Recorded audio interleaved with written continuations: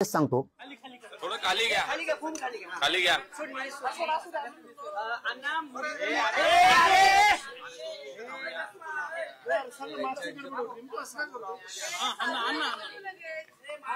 हाय अण्णा आज रोजगार मेळावा झालाय, तुम्ही 102 लोकांना रोजगार दिला त्याबद्दल सांगा।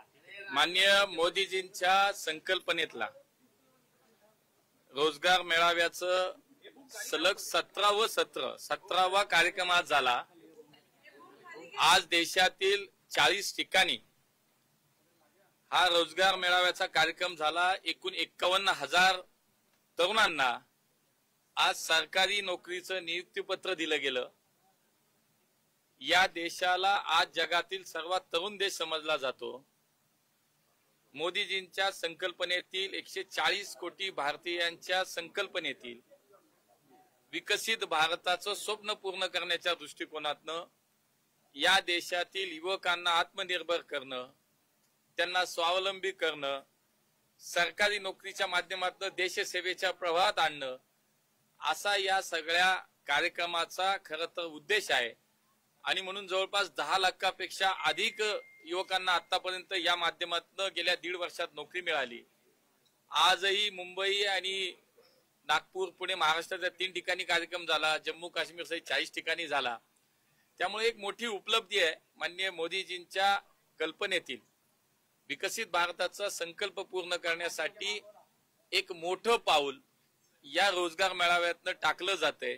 आणि म्हणून आज नियुक्तीपत्र मिळालेल्या सर्व पुण्यात 107 युवकांना या ठिकाणी वेगवेगळ्या रेल्वे असेल, पोस्ट असेल, CISF असेल, अशा वेगळ्या सरकारी क्षेत्रामध्ये काम करण्याची आता संधी मिळते। 107 लोकांना नियुक्तीपत्र आम्ही आता दिली।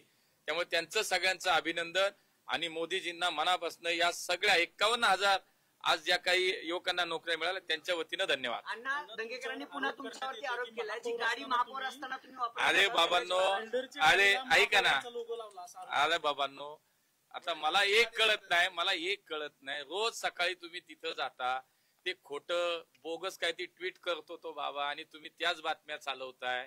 आता मी तुम्हाला सांगतो, मी 2 वेळा स्पष्टीकरण दिलं, आज शेवटचं स्पष्टीकरण तुम्हाला देतो। मी तुम्हाला सांगतो की प्रत्येक गोष्टीचा पुरावा मागा रे बाबांनो, उगाच काय ते कशाला लावताय गाडी, बरोबर? मी तुम्हाला सांगतो, पुण्यातला पहिला महापौर आहे ज्याने स्वतःच्या खर्चाची गाडी वापरली 2.5 वर्ष, महानगरपालिकेची गाडी वापरली नाही। राहिला विषय बडेकरांच्या नावाची गाडी, गाडी कुठली आहे? बडेकर प्रॉपर्टीज। माझ्या लोकसभेच्या निवडणुकीच्या प्रतिज्ञापत्रामध्ये मी स्पष्ट दिलंय की मी या पार्टनरशिप मध्ये मी पार्टनर आहे। त्या पार्टनरशिप मधली माझी गाडी मी वापरली, मी स्वतःची गाडी वापरली, स्वतःचं इंधन वापरलं। अरे बाबा, इतका कृतज्ञ का होताय? पुणेकरांना अभिमान वाटला पाहिजे आणि वाटतो की एक महापौर असा मिळाला ज्यांनी स्वतःची गाडी 2.5 वर्ष वापरली। बाबांनो, ही बातमी अशी करा, ही निगेटिव्ह करू नका। उगाच रोज काहीतरी चाललंय, एक वेळ लागलेला काय म्हणतात विकृत मनोवृत्तीचा माणूस रोज काहीतरी बोलतो, तुम्ही रोज बातमी करताय। नाही, आता बाद झालं। मी तुम्हाला सांगतो आता नाही, जाऊ द्या। हे बघा, नाही ऐका ना, आता तो मुद्दा सोडा। मी तुम्हाला आजही सांगितलं की मी त्या माणसावर इलेक्शनला पण नाही बोललो। व्यक्तिगत द्वेष, कुठंतरी आकस आणि याच्या मला वाटतं आता हे तुम्ही चालवणार का नाही? की एकमेव महापौर आहे पुण्याचा ज्यांनी स्वतःची गाडी वापरली। ती गाडी कुठली वापरली? ऍफिडेव्हिट मध्ये दिलेली गाडी वापरली। त्या पार्टनरशिप मध्ये मी होतो, ती गाडी वापरली, माझी आहे ना। अरे काय चाललंय? काहीतरी पोस्ट टाकली, तुम्ही पण आपल्या लगेच तुम्हाला वाटतं सनसनाटी, काही सनसनाटी नाही, बोगस कार्यक्रम चाललाय त्याला आता तुम्हीच थांबवा। तुम्ही विचारा की बाबा कागद दाखव आणि मग बातमी करा। आता हे किती वेळा तुम्हाला सांगू बाबांनो? त्यामुळे आता हे शेवटचं स्पष्टीकरण आहे।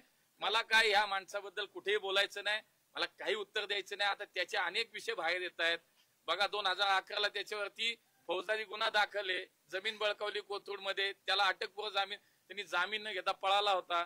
तो जामीन कुठं त्याला मिळाला मला काही माहित नाही। असे गुन्हे त्याच्यावरती बाबांनो, हे बघा ना तुम्ही, वक्फ बोर्डाचा गुन्हा आहे, हा गुन्हा आहे, 10 गुन्हे।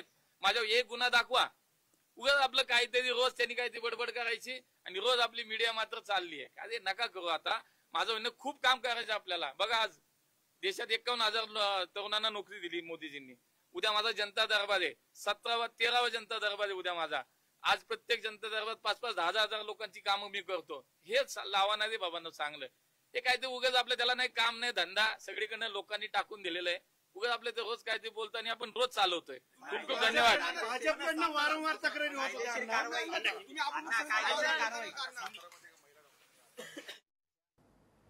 धंगेकर रोज सकाळी काहीतरी खोटं ट्विट करतात. या ठिकाणी मुरलीधर मोहोळ यांचा पलटवार.